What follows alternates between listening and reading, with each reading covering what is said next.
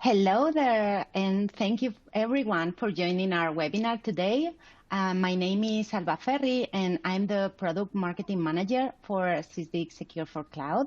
And I'm very excited to be here today to talk about enforcing least privilege access in AWS cloud infrastructure using CIEM. And one of the reasons is because I have Aron with me. Aron Eidelman is a partner solutions architect from Amazon Web Services. So welcome, Aron. Thank you so much, Alba. Great to be here today, and really looking forward to seeing how Sysdig can help customers with this very important area. And before we get started, a quick housekeeping items. So if you have any questions during the webinar, please feel free to put them in the Q&A section, and we will get them after the presentation. Okay, so let's get started. On the agenda for today's session, starting off, Aron will talk about AWS EM strategies, the objectives, and a little bit of history.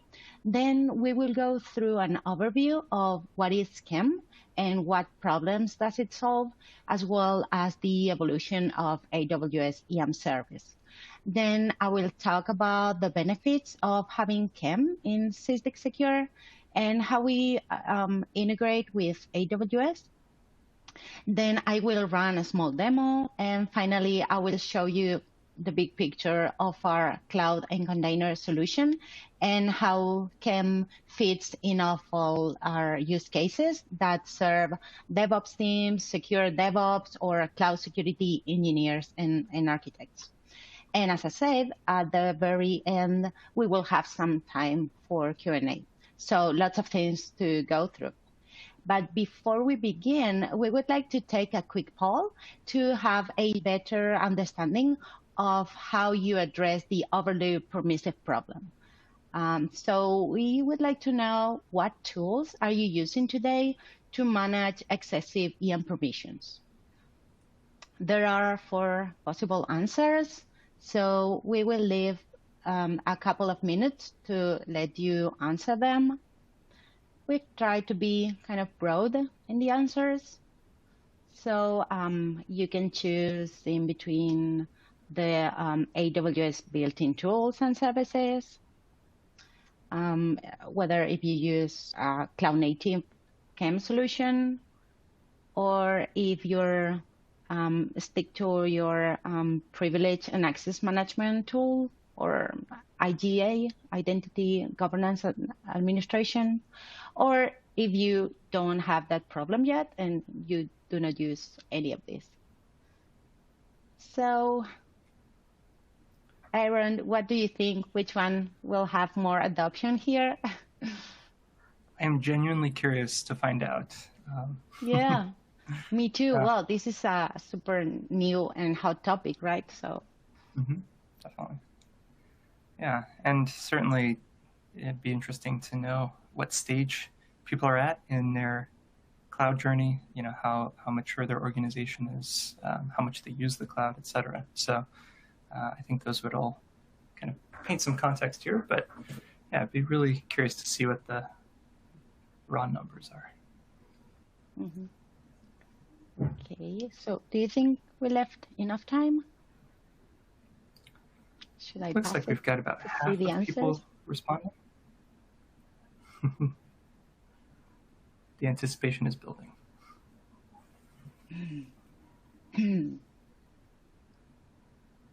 Yep.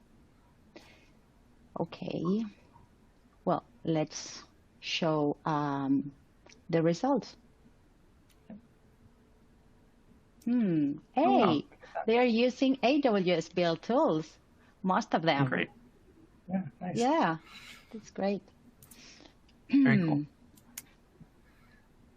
Okay, so right. I will leave you start. Thank you so much.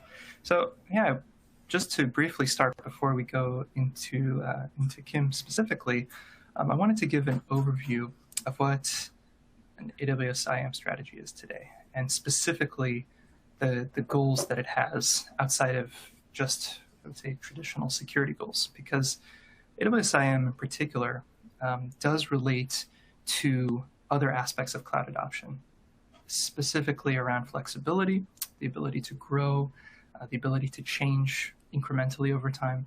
So ultimately, what we want is for builders to have control over their resources and access to those resources without getting bogged down with some of the traditional problems that companies have run into in more traditional environments. So to give a brief overview of these objectives, right? These are the types of areas that we would look at to see if IAM is really succeeding. So one I mentioned earlier, which is to give builders the freedom to experiment and innovate quickly. This is something that for many other reasons is very difficult to do on premises, specifically with the capital expense you would need to buy infrastructure, and also many of the traditional limitations of having kind of physical defined boxes that are not ephemeral, that don't scale, that are expensive to maintain. But specifically around IAM, the ability to create resources and define access to those resources and then take it all away. That should be something that builders have immediate access to. And so another condition for IAM success is to minimize the possibility of unintended permissions. Now, this doesn't obviate the need for security. We still need security, but what it does is it frees security people to focus on high-value tasks, right? It enables them to focus on other processes and tools besides just those that are related to resource access, because security is far more than just identity and access. Another key objective is to strengthen the separation of duties. So this could be in the form of people's job roles. It could be in the form of the environments that they're operating in, right? Is it a development account, a test account, production? But ultimately, the goal is to be able to take the roles and the amount of access and power that an individual user should have and make sure that that is something that's implicitly divided based on what they do. And the same is true for non-human or machine identities. To basically say, if this is an EC2 instance in development, why would it ever have access to something in production or to a database with customer data, et cetera? And so finally, a key point, maybe not the most exciting, but extremely important, is to enable auditability and visibility so that if, should anything go wrong or should an organization want to see patterns of access over time, or, just to meet compliance, that there's a way to see all of the activity happening in an AWS account. So with that said, we can start to think of some of the more traditional strategies. It says previous on the slide. If you're still using the strategy today, it's totally fine. We do want to meet people where they're at. But really, the traditional way of thinking about IAM is that security teams control everything related to IAM. And so security teams become very good at understanding how roles and permissions work in AWS. But the downside of this is that everything being centralized also can slow things down, right? And in some cases, especially if you're putting a lot of strain on a security team, it may lead to accidents.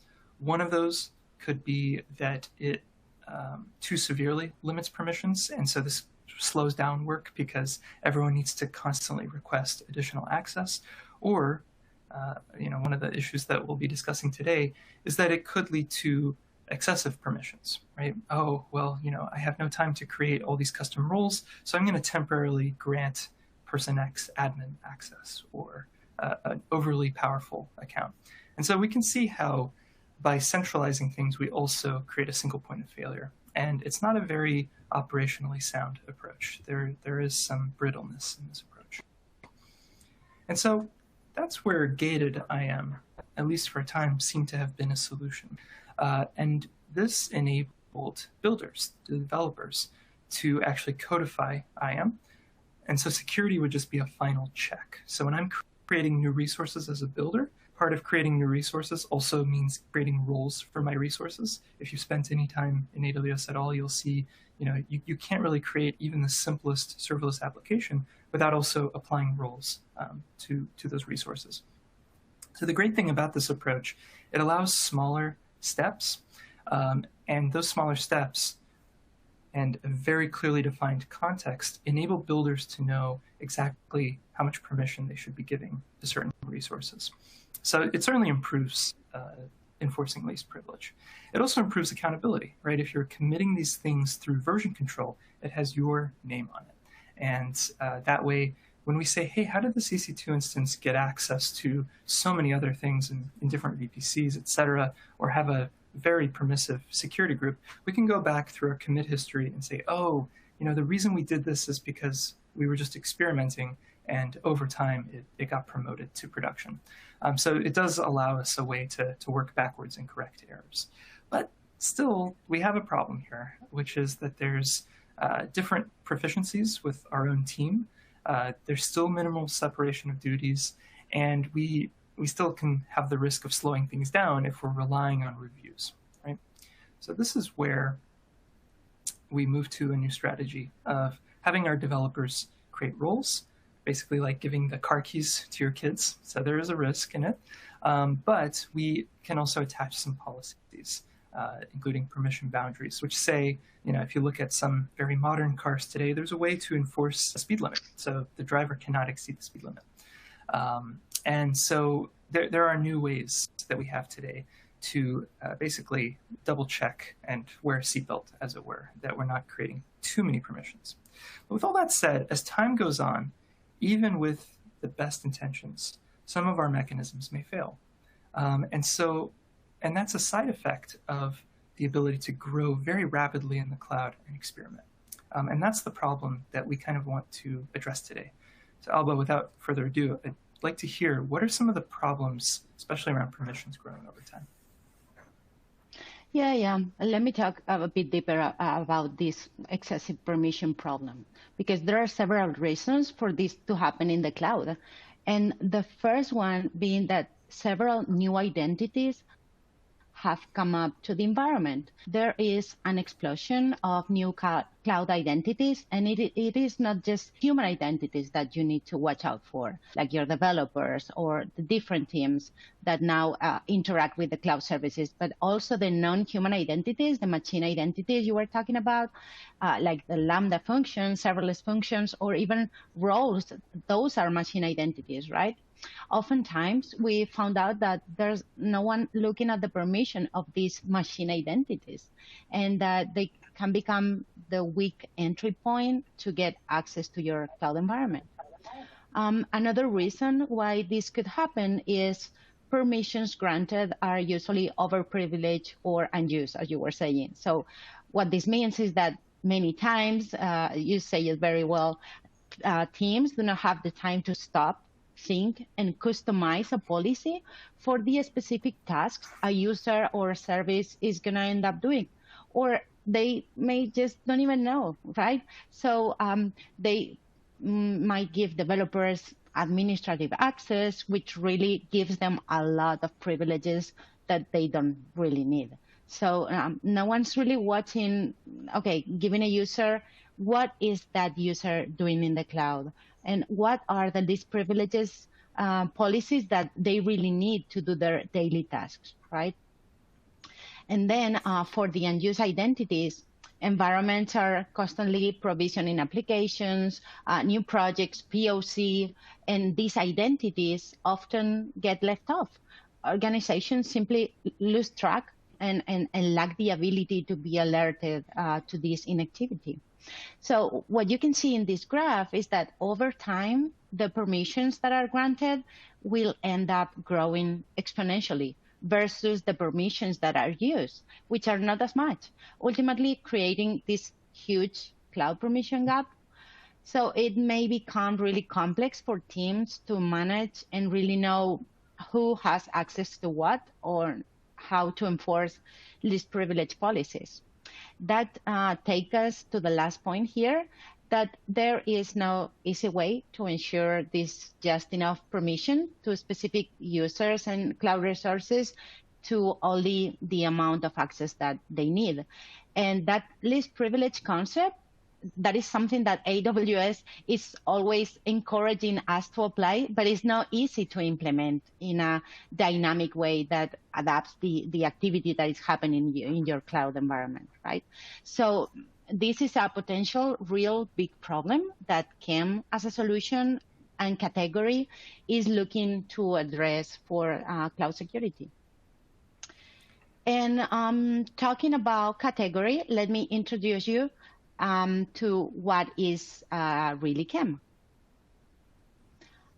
So it essentially stands for Cloud Infrastructure Entitlements Management, and it's basically focusing on managing and reducing the risk of excessive permission and entitlements that are in the cloud. According to Gartner, this is a data point that we should be aware of because 75% of security failures result from inadequate management of identities, access permissions, privileges, and this number is continuously growing up every year. And what we are seeing is that this is a very important area to address for cloud security teams as cloud teams adopt cloud infrastructure and cloud applications. So managing the permissions and knowing who has access to what is really one of the key concerns because oftentimes that's what leads them to end up having exposures and breaches in the cloud. So misconfiguration and permissions are hand to hand to some of the top challenges that need to be addressed by these cloud security teams. So what's the challenge here with the tools users are leveraging to solve this problem? And we've seen it on the poll, right? That there are some amount of users that are still not even using any tools. Others still use the more traditional ones, and some others use AWS built-in tools, right? But what we know from the analyst calls is that users using CSPM solutions are not getting the visibility they need to be aware of this cloud permission gap. CSPM is needed, of course, but the thing here is that CSPM is more focused in compliance and best practices. So it does the static evaluation of CIS benchmarks. It can flag if an S3 bucket is publicly available, for example, but it won't tell us who has accessed recently to it, or who has the privilege to access but has never done it. CSPM doesn't know about the ongoing activities, identities performed over the day. And then also, and the main reason for CIEM to exist, as CSPM not bridging together configurations and entitlements activity, you don't have the knowledge to propose a better solution and optimize policy for that user role identity. Then if CSPM is not enough to manage excessive permissions or flag inactive identities or overly permissive policy, then let's add a CIEM solution, right? And I can hear the security engineers or the cloud team saying, no, I don't want another tool. and that's super understandable because users like to have all they need in one place. It saves time, it correlates much better, and all the teams can collaborate. Like what you do in AWS as a provider of compute layer. I mean, you offer all the services that we'll ever need, and the number just keeps increasing. I cannot think of a service from the compute layer perspective that you do not offer. So in general, we do not want to use silo tools anymore. We have been using them in the past, and we know that this approach doesn't work. So now I'm wondering, Aron, what is AWS doing considering all the evolution regarding the security around EM? Good question. Yeah, so I mentioned earlier a desire to delegate to builders, but I want to expand on that a little because you bring up some interesting points specifically around resource usage and access to specific resources and kind of moving beyond just the best practices and the checklists, so to speak, right? Problem with checklists, best practices, really the limitation of compliance as a whole is that it is one size fits all and that it's not necessarily aware of the value of resources in an environment. In fact, if you even look at at managed policies, or managed roles, rather, in AWS, you'll see that there is a great degree of focus on actions, but the resources are left a bit more open to define, right? This is where the customer needs to come in and basically define what's valuable in their environment. And so there are a few ways that where we can meet people where they're at in this specific endeavor. One is to get away from requiring a lot of design upfront, right? The same as with architecture and moving to a more agile kind of DevOps-y world where people are able to make incremental changes. Likewise, with security, we want people to make incremental changes. This is definitive and indicative of operational excellence. If you require a lot of planning up front to say what least privilege looks like, there's an increased risk that either you will not be able to experiment, or as you mentioned earlier, that you're going to run into roadblocks where you end up basically breaking through those barriers. And so one great way to do it that we mentioned earlier was through infrastructure as code, and now in this case, security as code, right? Codifying your policies and being able to version control them. But another has to do with mentality. And instead of trying to prevent every single possible risk that could happen and having a risk aversion first strategy, again, this is something that becomes very clear in experience. In experience, this approach does tend to create more risk than it alleviates. Because imagine a competing business is able to iterate much faster without having to sit still and wonder, what types of policies do we need to create now? They're able to quickly move. And so they'll still prevent critical things, but they're going to detect and respond to the rest. So this takes some of the pressure off of designing everything up front. So I think that's one key approach, moving to a point where you can make these incremental changes and also just have greater awareness. But as far as how that's driven by outcomes, right? Before, where we would centralize privileged access, now we're able to think very differently through the use of advents such as organizations and organizational units and different accounts. Now, one of our best practices is to divide your workload into different environments. So one account for production, one account for staging, one account for testing, etc. This is one layer of changing how we think about access control, which is, hey, limit the scope of impact even if an administrator gets compromised by dividing the accounts. Likewise, if you want all of your audit logs to be in a safe area, put an S3 bucket in a separate account so that even if administrator roles are compromised in one account, the audit logs are safe in another. Likewise, another area where we really want to see some new outcomes would be in security baselining. So while the checklist and compliance approach may seem incomplete, being able to baseline an account and say, these are the resources that are supposed to be here, policies, etc., and I want to quickly be able to identify anything unusual. That should be something that we can trust, and that's not going to generate a lot of false positives that end up wasting people's time, and also is not going to leave stones unturned where we're not really sure if this is actually the current state. And so all of this leads to a scenario where security is no longer the thing blocking everyone, and instead security is the thing protecting and enabling everyone. And that's the ultimate state. But to attain this state, there's going to be some steps people need to take. And the need for an additional tool, which you mentioned, is a pain point. But there are a lot of other pain points that customers themselves know better than anyone. So Alba, I'm curious to hear, what are customers saying, and what are some of the ways that we can help them get to this ideal state? Yeah, we've been talking to customers. We wanted to know their pain and the negative consequences. So if we think about some of the challenges and the things that they typically said, we found things like, my users have excessive permissions and we have no visibility into who has access to what.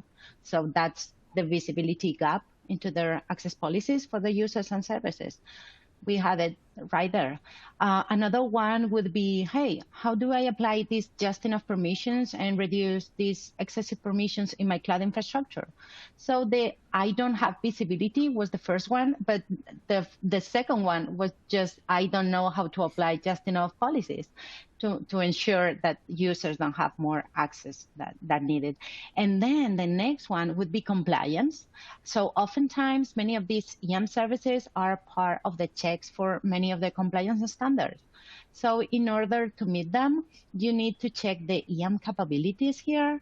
And also, you want to make sure that you're not only meeting compliance standards, but you are staying out of the news if any sort of breaches or violation happens as a result of excessive permissions. That's definitely something that cloud security teams would want to make sure that they are carefully not to get in there, right? And then finally, as I was saying before, they don't want another tool. They want their cloud security tool to have this capability, and this is something that we're seeing from the Gartner standing point as well as in the interview with our AWS customers. They want the capability to be consolidated as part of their broad CSPM cloud solution story. And what they want, well, their outcomes are about full visibility into permissions and entitlements. They want to be able to enforce these privileges. That's a key constant. And also meeting compliance checks that are related to EM. And then they want it to be part of their cloud security tool as the rest of the use cases of cloud security as well. So their required capability is very simple here. It's that the CIEM integration and the CIEM use case that we've been talking about needs to be part of their existing cloud security solution. Great. Well, now I have a much better sense of what CIEM means. There are many acronyms, just as there are many tools. But what I'm curious about is, I'd like to see an actual example of this. So really, really interested to see how Sysdig Secure meets some of these requirements. Sure. Let me talk through the three main benefits of our CIEM feature brings to our clients. And I will give you more details on each one of these in the next slides and then in the demo. But just to name it very quickly, the first one is the great and deep visibility they are going to gain that will let them have the big picture of which identities have access to which cloud resources. The second one is the ability to enforce least privilege access in a few minutes in a very easy way, that this is something that they are asking for, right? And the third one is to meet compliance requirements for EM. Okay, but if we think about securing the cloud today, this is the workflow that they kind of follow. So we thought that adding CIEM was just the natural path of this road, right? First, they begin wanting to understand what assets they have running across their AWS cloud accounts.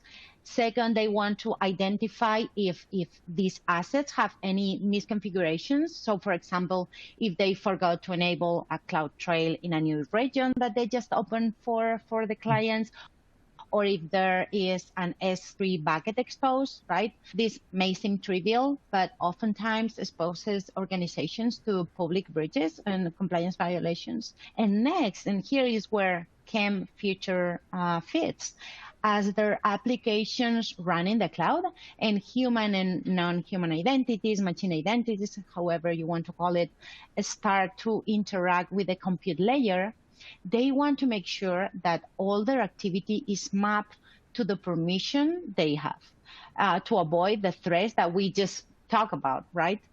And then the final phase that we haven't touched much today, but it's super important also, would be detecting suspicious activity in their cloud account. So based on cloud logs, we can notify about all the events and actions performed by a user or a cloud service, right? So let's see in detail the different benefits that you can address with our CIEM functionality. So again, as I was saying, the first one is the deep visibility of who has access to what, which identities have access to cloud resources. So we have an overview page that I will show you in the demo for the permissions and entitlements under our posture tab. And I will show you that from within that page, you get a comprehensive view into access permissions, users, policies, and resources like S3 buckets or Lambda functions across your AWS account. And the value added by this overview page is that you can clearly answer questions like, from the user perspective, who are the users with excessive permissions? Or what permissions can we remove to achieve a principle of least privileges? Or are there inactive users that we should remove? And then also from the resource perspective, we can answer questions like, who can access a cloud resource, right? The second benefit, which is enforce least privilege in a few minutes, shines by itself. You know, Sysdig is continuously monitoring all access activity via CloudTrail, so we're able to say which actions are being performed by each identity over any of the cloud resources. And then the most valuable adding here is that we suggest a policy customized to that particular activity that the identity normally performs. So that policy will only provide just the enough amount of privileges for that identity to perform its tasks. Great. And then, yeah, what are you going to say? No, I was just going to say that's really incredible. The fact that it's aware of the exact behavior with that resource. That was actually surprising. So can't wait to see that in action. Please go on. And then the third one being meet compliance requirements for EM. And that is something that solutions without CIEM won't be able to provide. You know, the ability to evaluate active and inactive user permissions and activity. This is key to meet specific EM requirements for standards. So we can say that our compliance checks are broader than others who do not have CIEM capabilities. And also we provide detailed audit trail of all cloud activity, letting you answer questions like, what are the latest permission changes, for example? And let me explain now how we fit architecturally and how we interact with AWS services, okay? Great. Until now, we were able to monitor all the activity taking place in AWS Cloud using the Cloud Connector. That piece of software was the one in charge to forward the CloudTrail events in real time and provide AWS threat detection, evaluating those events against a set of security rules, right? What we introduced with CIEM, technically speaking, is the capture, the intake of the information about the whole EM service of the AWS cloud accounts. And then having this information, we use it, you know, as a map, and then putting the CloudTrail events as the coordinates to understand how actions are affecting the cloud resources and which users are performing an activity, and comparing that with the permissions that they have granted.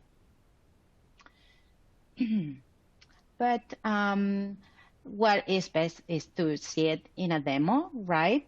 So I'm going to show you a live demo, and I hope that it all works fine.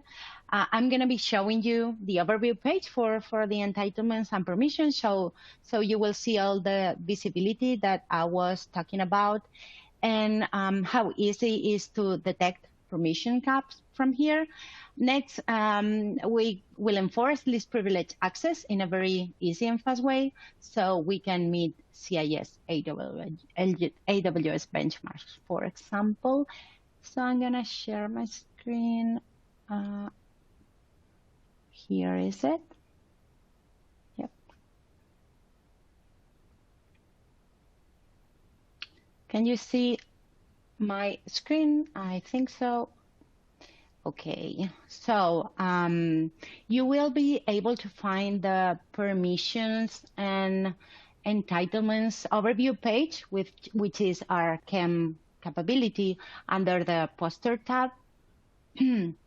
As I was saying, the overview page is very easy to understand. It is easy to follow, and how many users you have, or how many users have problems in their permissions, or open buckets, and some stats about the Lambda functions, right? And then on each of the accounts ID of this widget, you can click on it to go to more detail.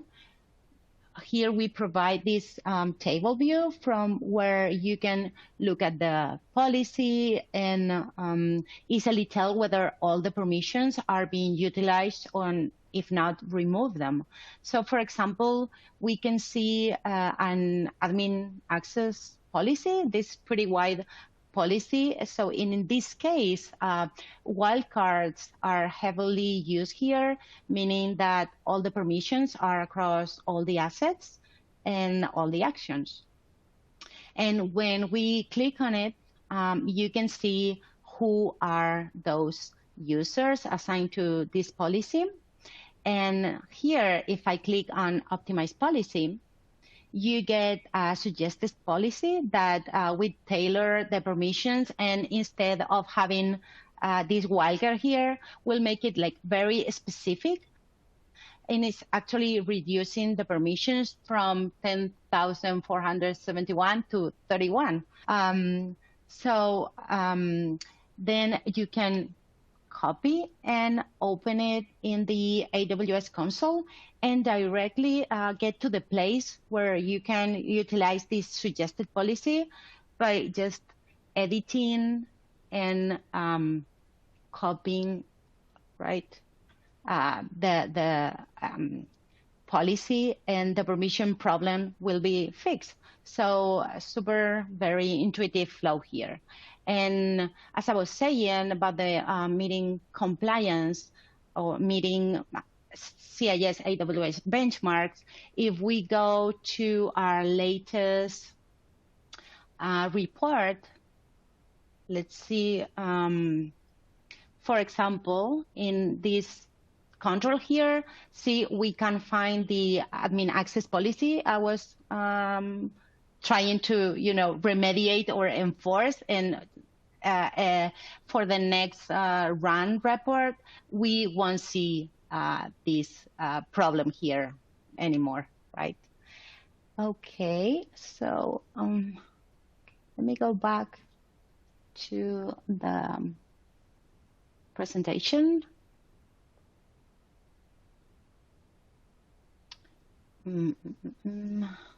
Okay. Yes. I hope this made clear what we are adding, right, to as a CIEM functionality. Certainly. Yeah, definitely did. Thank you for that.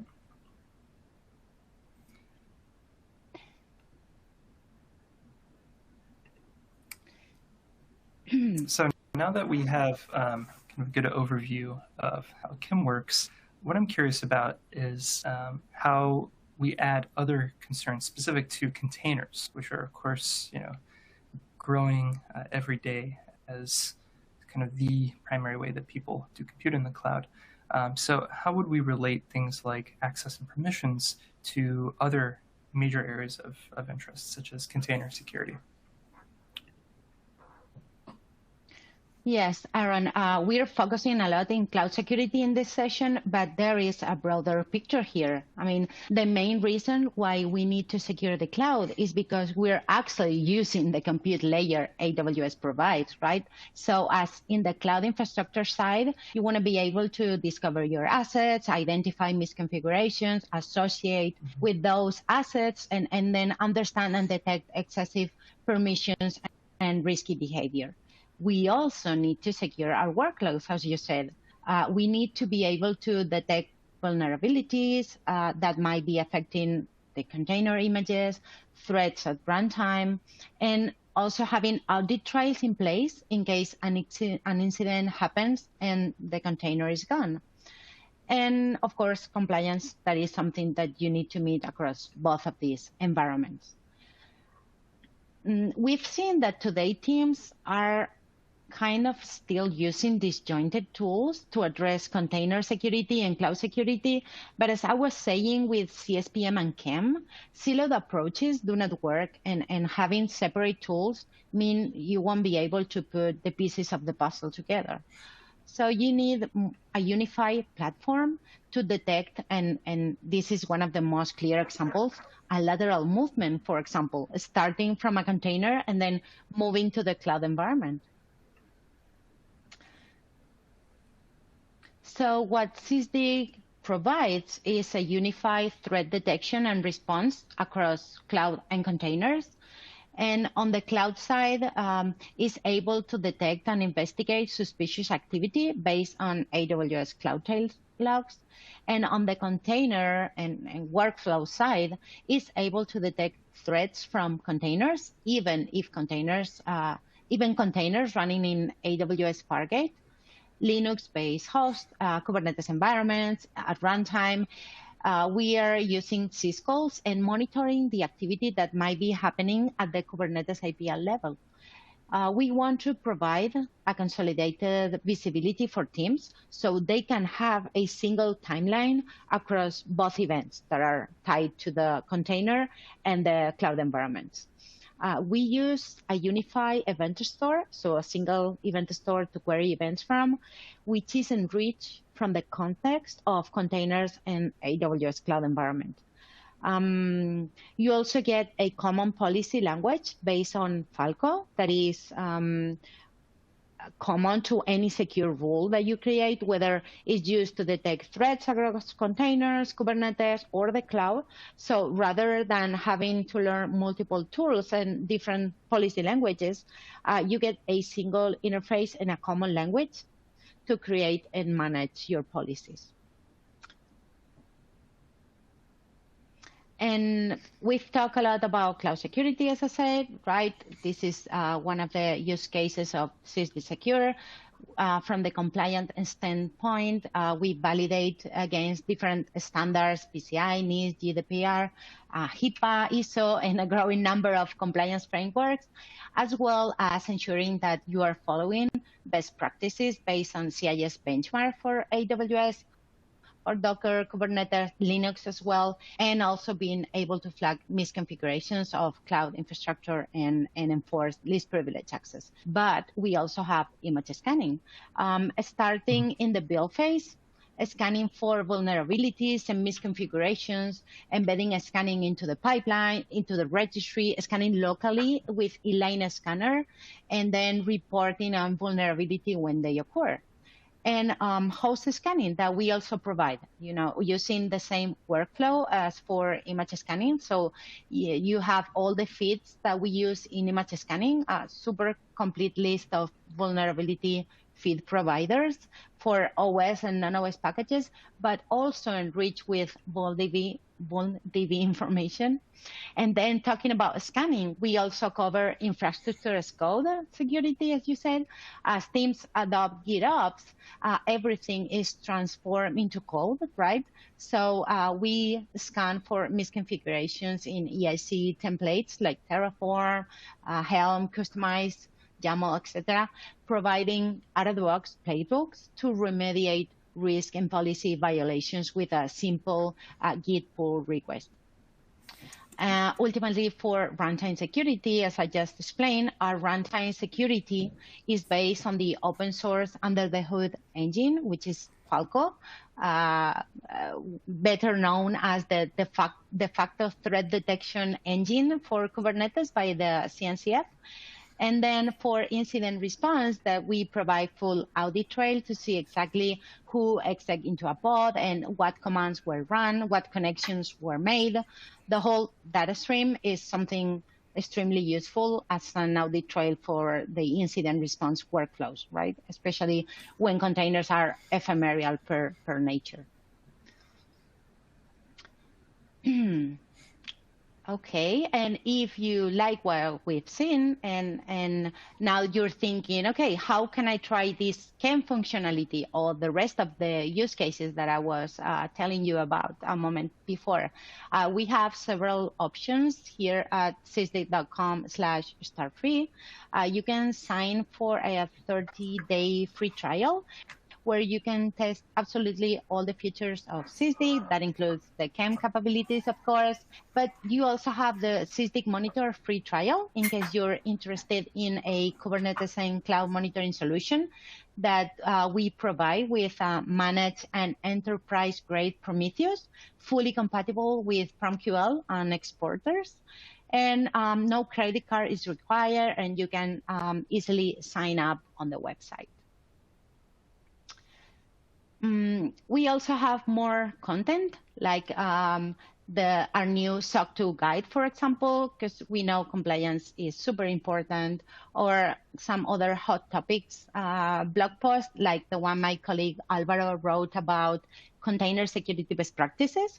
That is a real hit. I really recommend you to read it. And then if you go to sysdig.com/webinars, there are a lot of very interesting sessions that we do over time. So make sure you sign up for this as well, or access them on demand. And now Aron and I, we will open it up for questions if you have any. I don't know if we have some in the chat, so we can now pick any and discuss about that. Okay.